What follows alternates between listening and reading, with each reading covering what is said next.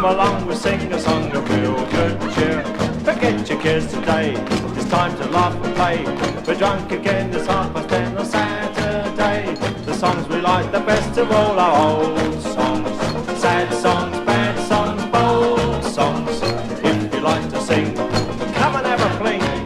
Everybody welcome to the pub. Oh yes, I'd like to welcome you to the pub. Hello.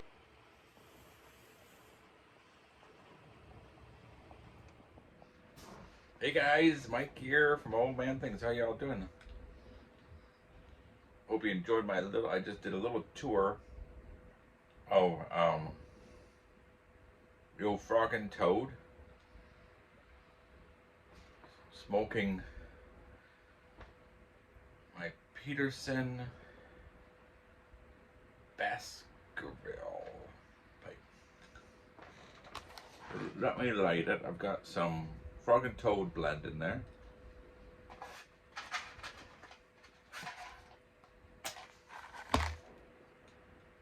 And I'm drinking a cup of tea. It's still early. Well, it's like 9:30.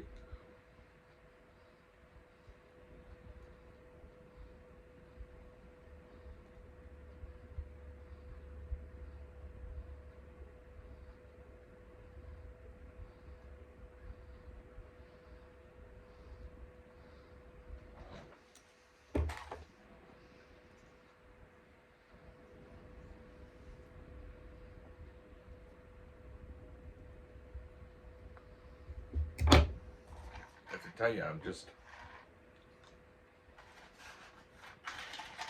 lowering this pipe.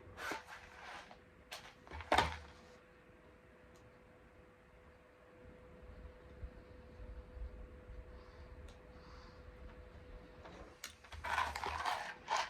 have my little canister still. I really like it.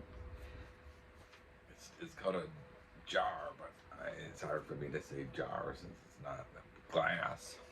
I call it my canister, my tobacco canister.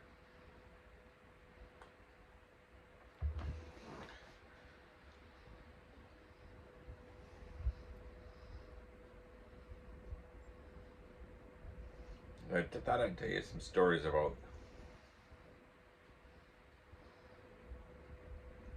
my old drunken neighbor when we lived at the lake. It was half the reason we left the lake.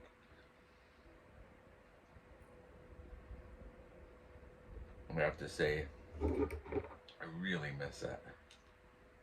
I don't miss the neighbor.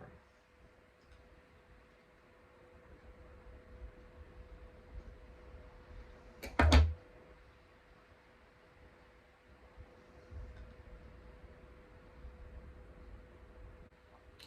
gotta tell you about my neighbor. That would call him John. Big bad John, and he was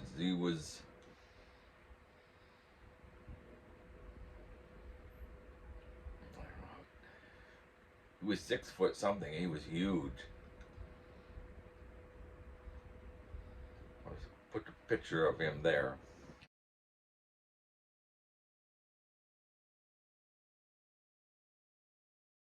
It's the only picture I have of him, and I didn't even mean to take a picture of him. He just happened to be there when I looked at the pictures later.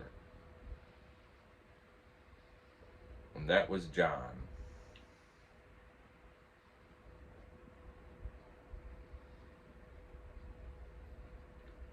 And with as much as that he annoyed me and made me want to run away, he also had brought so much enjoyment, and every day you didn't know what was going to happen.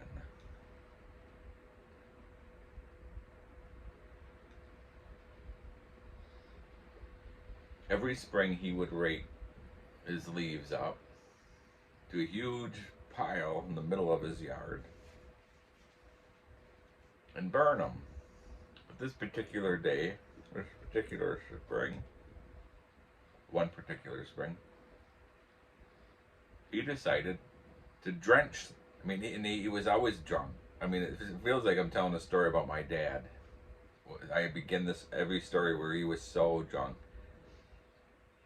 John was so drunk, and he drenched the leaves. Like, he covered the leaves with gas.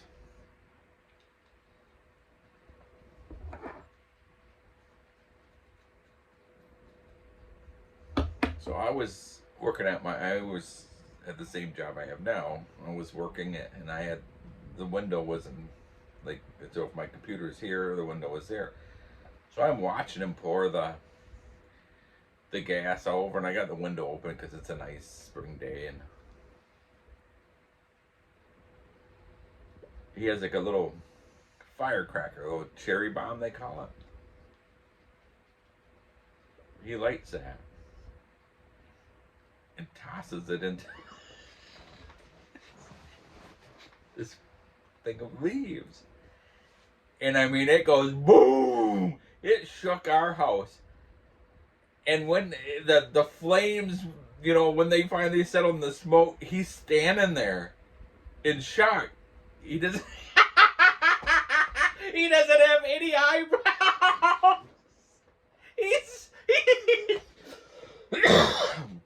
I didn't laugh at the time. I thought I didn't know what happened. I ran outside thinking he blew himself up, and he's just standing there.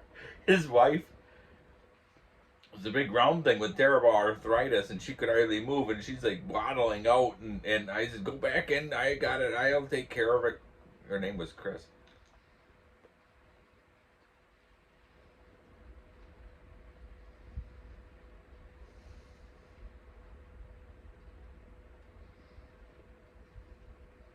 So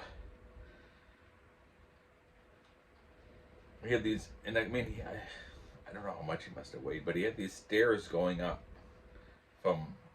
His wife lived upstairs, and he lived in the basement. If that explains anything to you. And he had these stairs going up from the basement up outside to his gazebo, which I called his perch, because he'd sit up in that perch.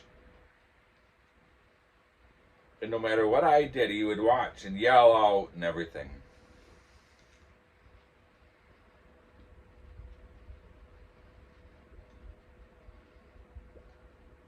And one day I was out there, and all of a sudden I hear this scream, and I look up and hear one of the steps, like third to the top, broke. And he's hanging there, screaming. Again, as drunk as this guy.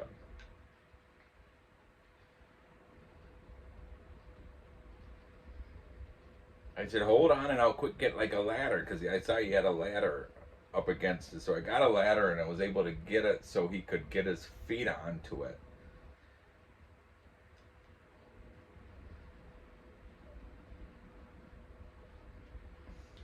The worst thing about John, he had a good heart, but the worst thing about John was he would blast rap music all day long outside when he would sit up in his perch.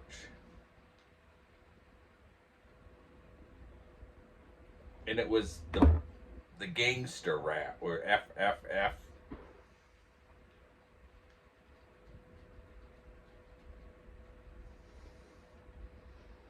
And I would beg him. I'd say, please, John, can't you turn it down? And one time,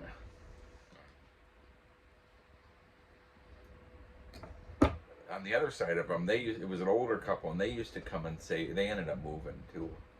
And then we found out the people who bought the house, the people who sold the house to us, moved because of Big Bad John. But he would always, in return, say, if you don't like listening to my music, just don't listen to it. You couldn't.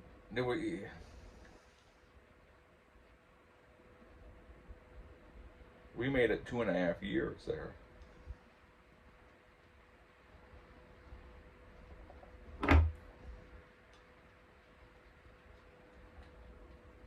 They used to drop down the level of the water at the lake in the fall for the winter freeze. And he was always the last one to get his boat out, last one to get his dock out.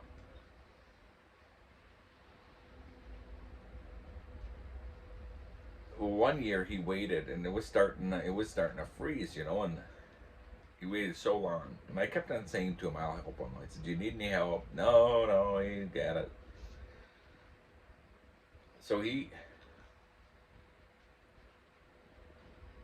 goes out there, and he hooks his truck up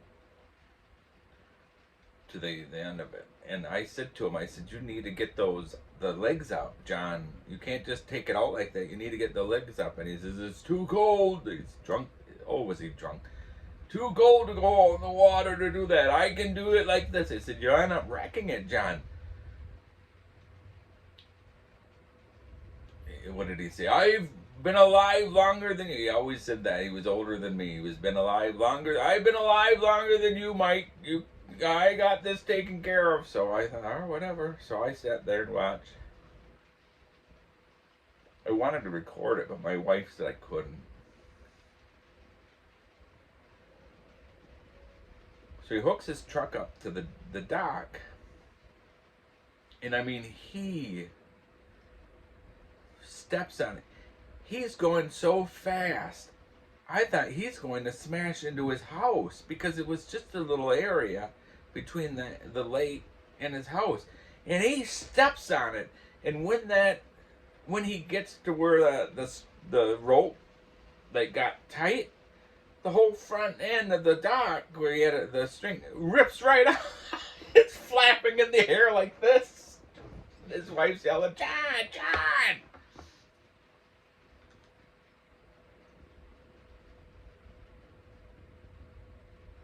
So he gets out.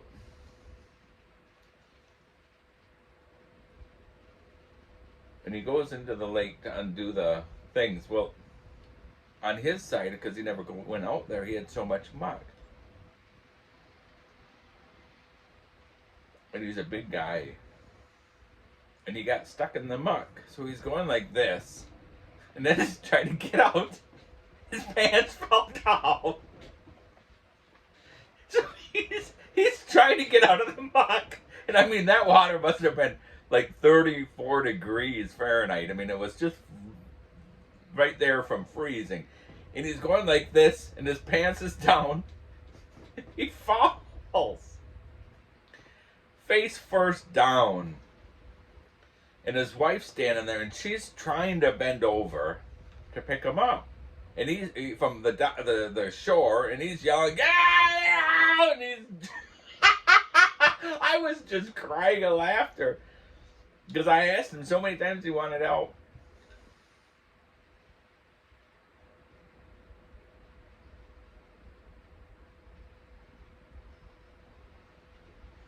He ended up getting out and getting the dock out, but it was a big all-day thing.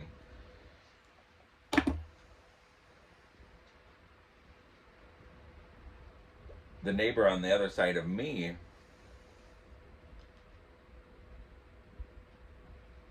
always would come in with a big pontoon, and they would always be partying, and they always had Trump flags, and John absolutely despised Trump.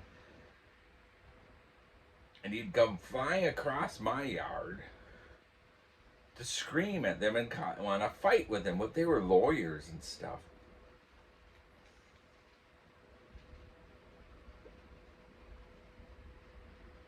And they'd come back like 1 a.m. from partying all night on the lake, because I lived on a chain of lakes, so you could go to bar to bar to bar on your pontoon. We had a pontoon. We used to love to go for like a fish fry on a Friday night. And we Friday night, Saturday night, you'd wake up in the middle of the night hearing screaming, and because he'd be up on his perch, and he'd see them all come in, and he'd be all liquored up.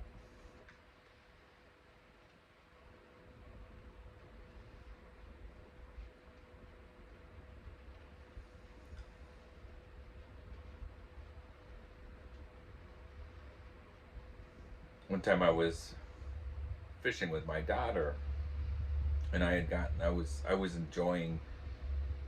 I had the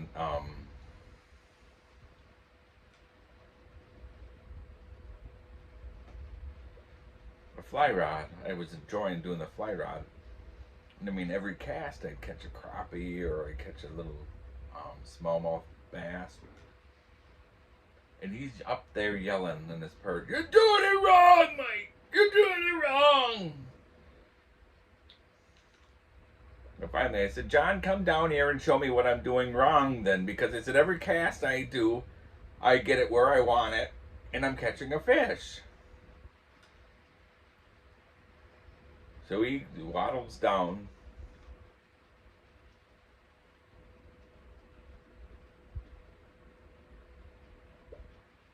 And he can't get the thing out like that much. He's trying and trying. Oh, he goes, finally he yells, "Oh, it's just a cheap thing," and he throws it down. And it wasn't cheap, let me tell you.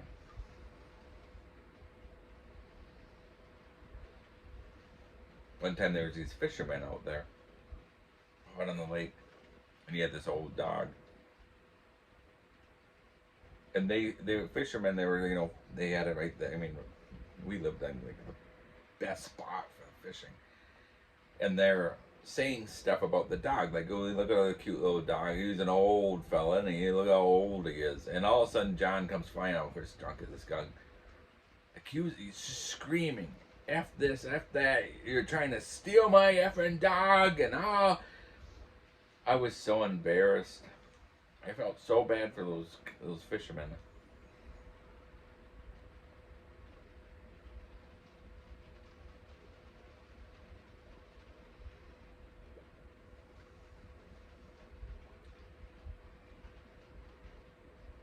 I didn't even scratch the surface of my stories about them and the reasons we wanted to leave, but just thought I'd have some fun with them. It was just some.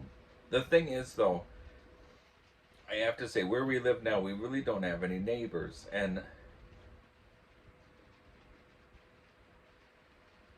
life. I don't have any stories about living here other than the traffic, the tourists. He did make life interesting.